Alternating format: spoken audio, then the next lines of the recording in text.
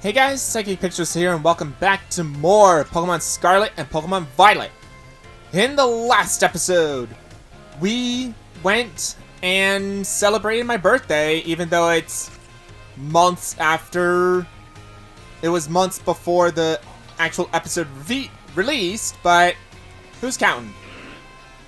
And we also did the Battle Studies classes. So next up, we have the art classes with Mr. Hassel. Mr. Hassel, take on the art classes with him. Alright, let's go.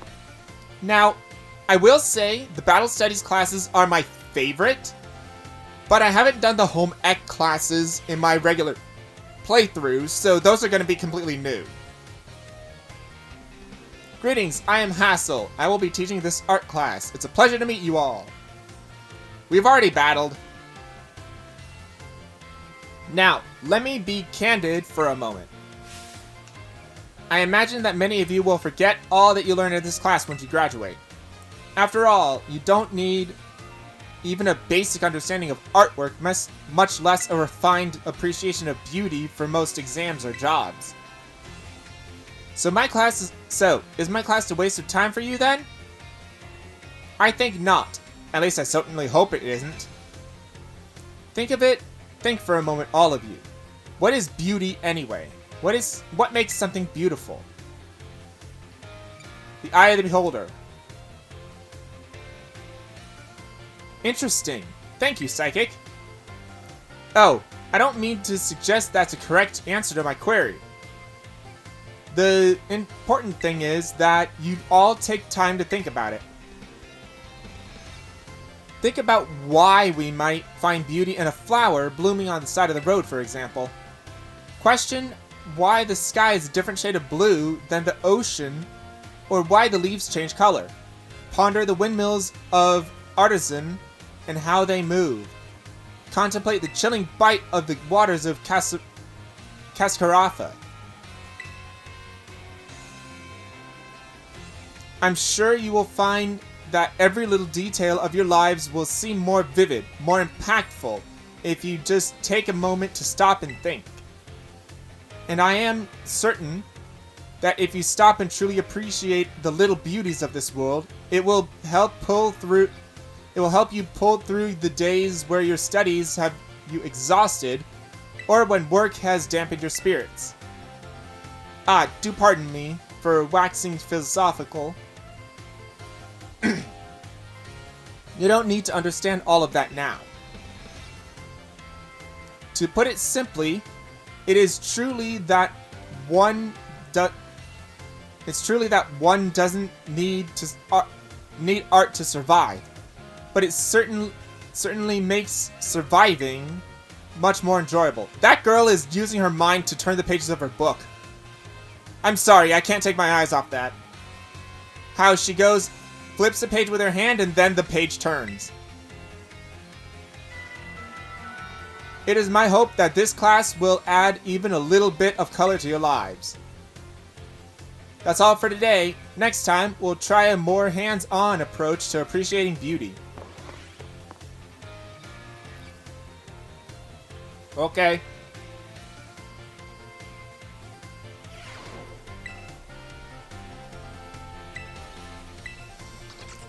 Time for the next art class.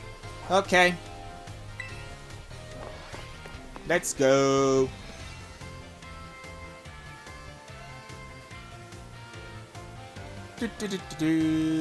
Let's see.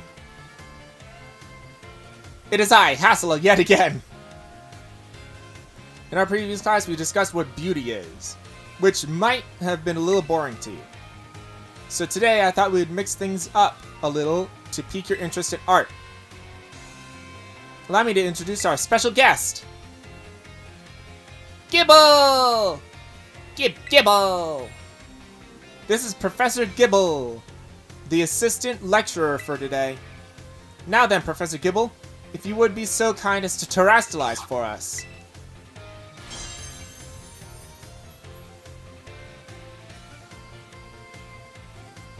It's a grass type!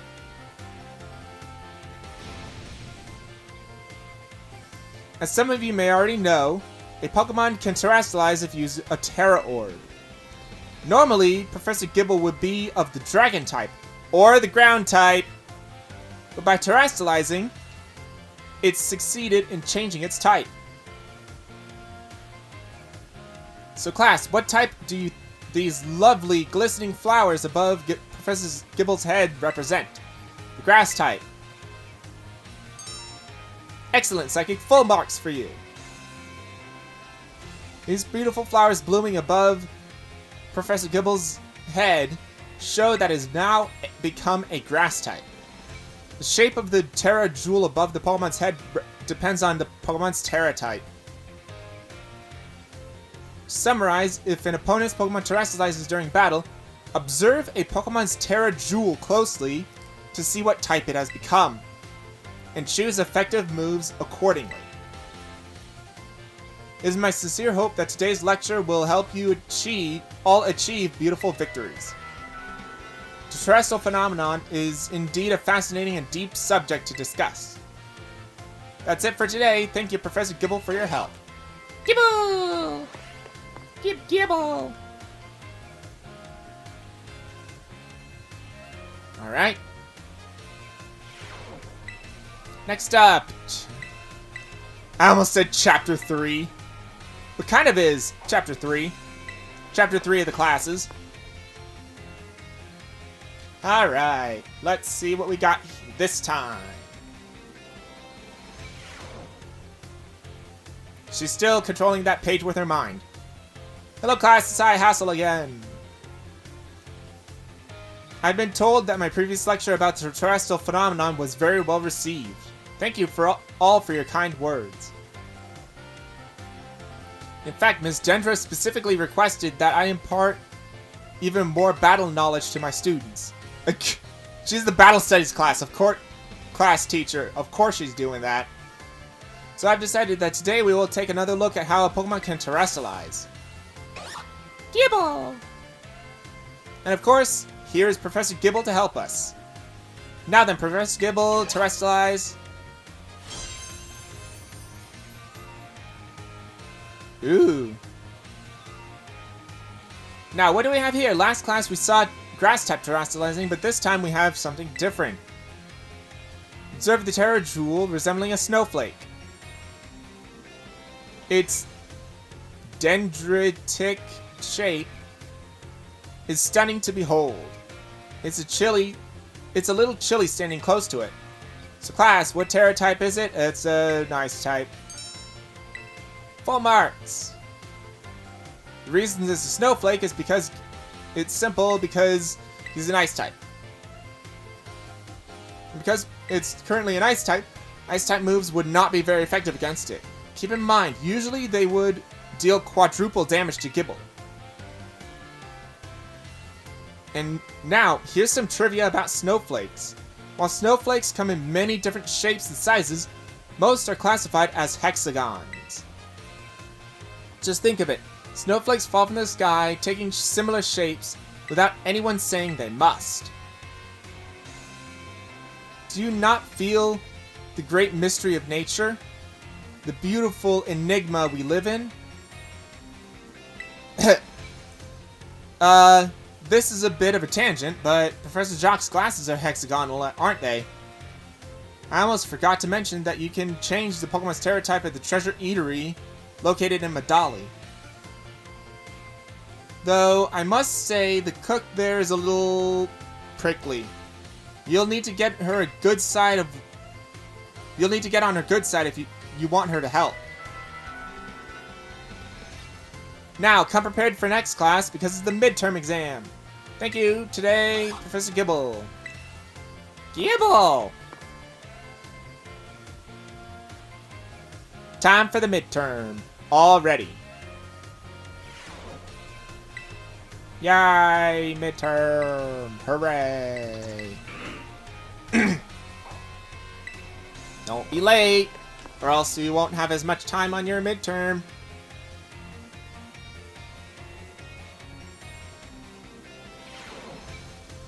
I hope you're all ready. Focus and do your best. And begin. What is the name of the gemstone that glows above a Pokemon's head when it terastallizes? The Terra Jewel. Terra Rock, Terra Stone.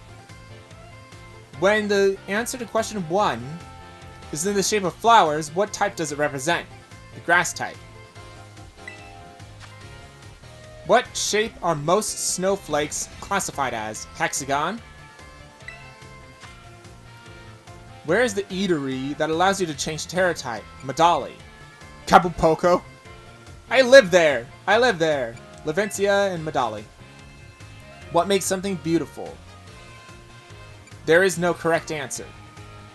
It's in the eye of the beholder, I don't know, and its shape and color. There's no correct answer. Time's up! I would rather not have students worry about passing or failing my art class, but tests are tests after all. Anyway, good work everyone. You can check your results by the front desk. I don't know about the last one. That's the only one I'm like, nah, I don't know. Alright. Art test I got 5 out of 5. Okay, so there was no correct answer. Experience candy small. Let's go on with number 4. Don't be late.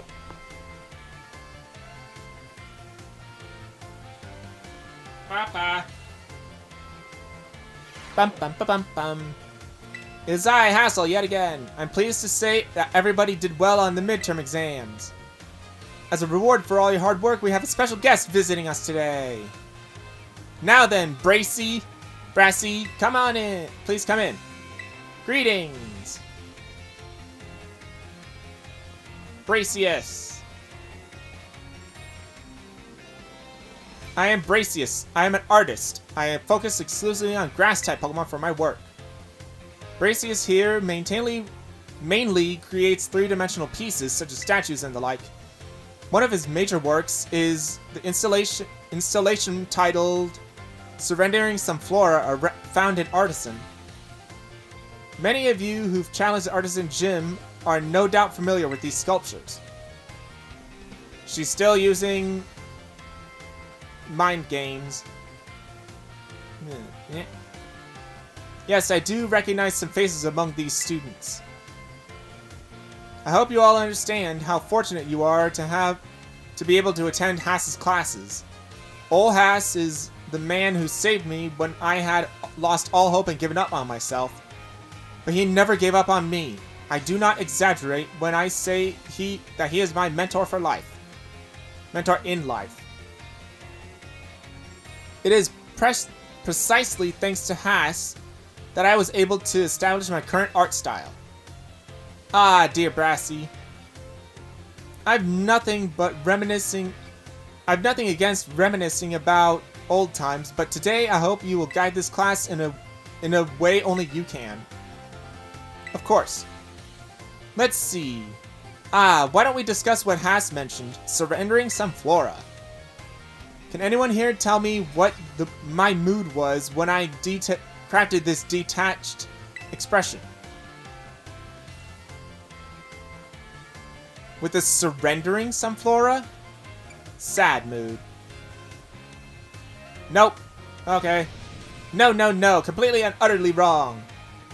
I surrendered all... When I made the sculpture, I had surrendered all hope. I was prepared to give up everything. So mad. I had resolved to give up on my life as an artist if that piece did not receive proper recognition. Hence the name Surrendering Some Flora. That's exactly it, Hass. When I started out as an artist, I experienced many hardships. I even became deathly ill and fell into a slump that drove me into depression. I began worrying about what would sell. I was concerned only with fame and fortune. But all of my pieces during this time had no depth. They were all shallow trash. It is then that I met Hass. He helped me realize how petty I was being. I'll spare you the details, but in the end I was able to leave that all behind. And that is also when I crafted the Sunflora. Remarkable, even I did not know the full story until now. This kind of thing is hard to tell someone, especially when they are close to you. Now, I don't doubt that you adolescents will often find your heads crowded with worries. My advice to you is simple. Be honest with yourself and do whatever your heart desires, so long as it doesn't get you into trouble, that is. That is all from me. I must admit I am beginning to feel a little embarrassed, so I bid you farewell, Hass, and farewell to your pupils as well. Oh, Brassy, I can't believe it. Such a wonderful class. Ah! Thank you so much!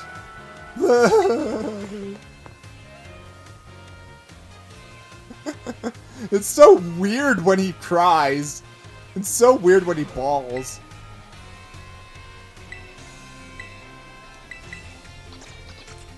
It's so funny, yet so weird. Alright. Number 5.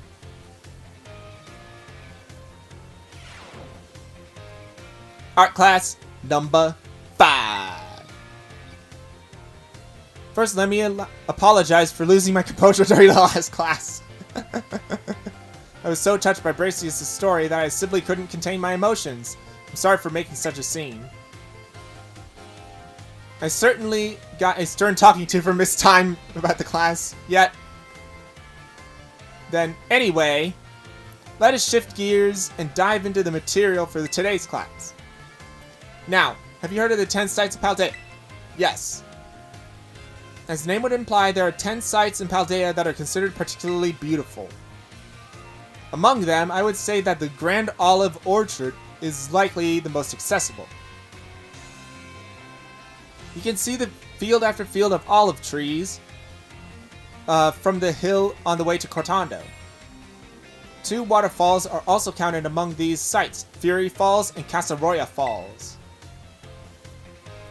Then, there's the peak of Glaciado Mountain, known as Paldea's highest peak. There's another cliff on Glaciado Mountain that's named after its rather unique shape. So, let me ask you, my students, what is the name of the 3-pronged cliff on Glaciado Mountain? No need to grasp at straws. Glaciado's Reach. Glaciado's Claws. Very good guess. I think something reaching would stretch out farther, though. Glaciado's Grasp. Yeah. Okay. Known as Glaciado's Grasp. Okay. I knew it was Grasp or Claw. Though its shape is far too stubby to be that of a human hand, I imagine someone thought it looked like a Pokemon hand grabbing something. There's also the mountains in Area 3 of the East Province, where you can get a good look at Lavencia. It's particularly gorgeous at night.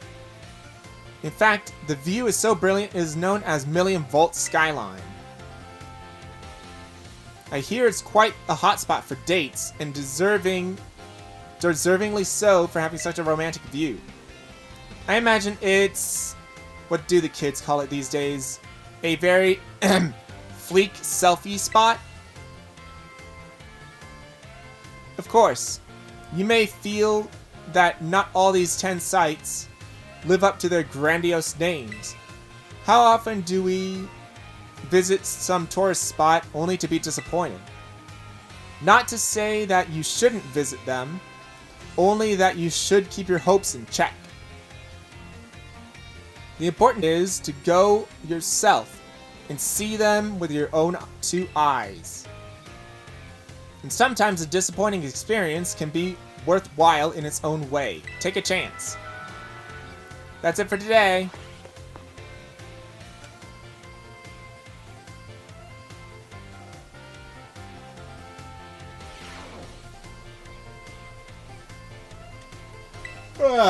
Time for class 6. Yeah. Let's go. Class 6. I'm not doing good on the questions on the last portions. On these last ones. Gee. Hello, class. My, how time flies, as you say.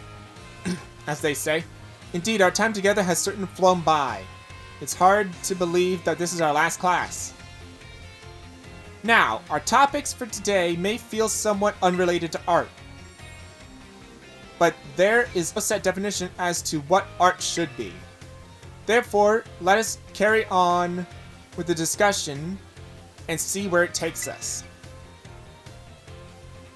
There are two things I want to focus on: ribbons and marks.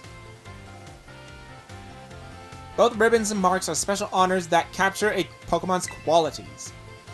There will be a time when your Pokemon gives maximum effort or has a noteworthy experience.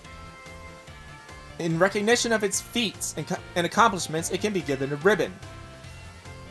To give an example, if you manage to become incredibly close to a Pokemon, it may be granted the Best Friends ribbon. Incidentally, there is a person in Cascarafa who can give your Pokemon a Best Friends ribbon. Marks, on the other hand, are mostly found on wild Pokemon when you meet them for the first time. They can symbolize the character of a Pokemon, such as with the Rowdy mark or the Vigor mark. It's completely up to luck whether you'll run into a Pokemon with these marks. So if you're able to catch a Pokemon with a mark, rejoice at your outstanding fortune. Does anyone know what special thing you can do with Pokemon that have ribbons or marks? You can exchange ribbons, you can show them off, you can change their title. Change their title. Knowledge is impressive. Yay! Even though the last two were kind of the same thing. The correct answer is that Pokemon with ribbons or marks can be given titles. What's more, they can be sent into battle displaying a title of your choosing. For example, you can send out a Gibble with the Best Friends ribbon by declaring, "Go Gibble the best friend, the great friend." And while I know that I just said that marks are generally found already on Pokemon when you meet them for the first time, it seems that more recently, Pokemon can be awarded certain marks based on their efforts. These are marks such as the Gourmet mark, the Item Finder mark, the Partner mark, and so on. Perhaps it might be fun to try to work out how to get each mark during its name as a clue. Using its name as a clue. Well, that wraps up our last class. Next time's the final exam. You see what? I think you guys already know why, but the reason I'm doing all this at once, all of the one particular class at one time, is because I'm probably not going to remember the material. Either that, or because it would either be that, or I think it's too easy. But these classes have kind of tricky questions at times. What is the name of the restaurant? The Treasure Eatery. Treasure Trove. Treasury. What is the name of Bracius' signature art installation we discussed in class? Sensitive Sunflora. Oh good, we didn't need to figure out which one actually, what his mood was. Waterfalls accounted in the 10 sites of Paldea 2. Where can you find the Million Volt Skyline? Lavencia. The marks on Pokemon are bleh. The marks a Pokemon has are present when you meet them, and none can be added later. That's not true. That's false. Thank you so much for learning about art with me. The time we shared has left a mark that I will treasure, I promise you. Hardy har har. And it is my sincere wish that all of you go on to greater, more prosperous futures. And that's that. Good work, everyone. You can find results at the front desk, yada yada.